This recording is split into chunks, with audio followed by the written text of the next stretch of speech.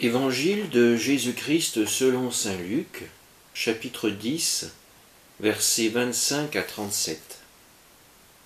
En ce temps-là, voici qu'un docteur de la loi se leva et mit Jésus à l'épreuve en disant « Maître, que dois-je faire pour avoir en héritage la vie éternelle ?» Jésus lui demanda « Dans la loi, qu'y a-t-il d'écrit? Et comment lis-tu » L'autre répondit « Tu aimeras le Seigneur ton Dieu de tout ton cœur, de toute ton âme, de toute ta force et de toute ton intelligence, et ton prochain comme toi-même. » Jésus lui dit « Tu as répondu correctement. Fais ainsi et tu vivras. » Mais lui, voulant se justifier, dit à Jésus « Et qui est mon prochain ?» Jésus reprit la parole. Un homme descendait de Jérusalem à Jéricho. Il tomba sur des bandits. Ceux-ci, après l'avoir dépouillé et roué de coups, s'en allèrent, le laissant à moitié mort.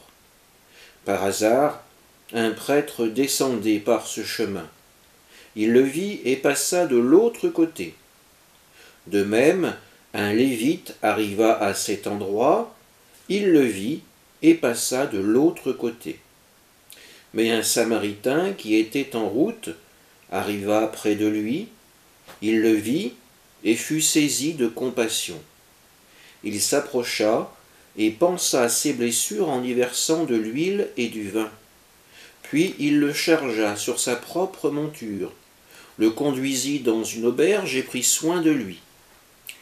Le lendemain, il sortit 2 pièces d'argent et les donna à l'aubergiste en lui disant « Prends soin de lui. Tout ce que tu auras dépensé en plus, je te le rendrai quand je repasserai. » Lequel des trois, à ton avis, a été le prochain de l'homme tombé aux mains des bandits?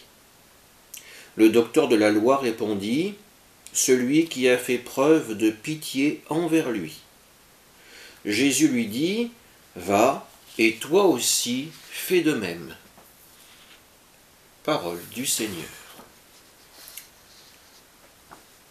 Encore une fois, Jésus va être mis à l'épreuve sur sa connaissance de la loi. Il doit dire ce qu'il considère comme étant l'essentiel de cette dernière. Il doit donc citer le plus grand des commandements. Comme tout bon débat, celui-ci commence par une question posée par Jésus à son interlocuteur. Quelle serait sa réponse? L'homme répond en citant les Écritures qui invitent à un total dévouement envers Dieu, mais le complète aussi avec l'amour du prochain. Jésus approuve les paroles de ce docteur de la loi. Il pousse sa réflexion en l'illustrant par la parabole du bon Samaritain. Dans ce récit, c'est celui qui est considéré comme un hérétique, comme un mauvais croyant, qui a la bonne application des commandements de Dieu. Il vient au secours de la victime. Les autres, le prêtre et le lévite, évitent soigneusement le corps de peur de se rendre impur à son contact. Le Samaritain, lui, va être saisi de compassion. Jésus met en évidence que c'est celui considéré comme le mauvais croyant qui a su véritablement appliquer le commandement de Dieu. Les experts, eux, se sont détournés du blessé. À notre tour de nous poser quelques questions. Sommes-nous prêts à porter assistance aux véritables victimes de ce monde? Allons-nous accepter d'abaisser le regard vers ceux que nous estimons inférieurs à nous? Rappelons-nous que du haut de la croix, c'est sur nous que Jésus pose les yeux. Amen.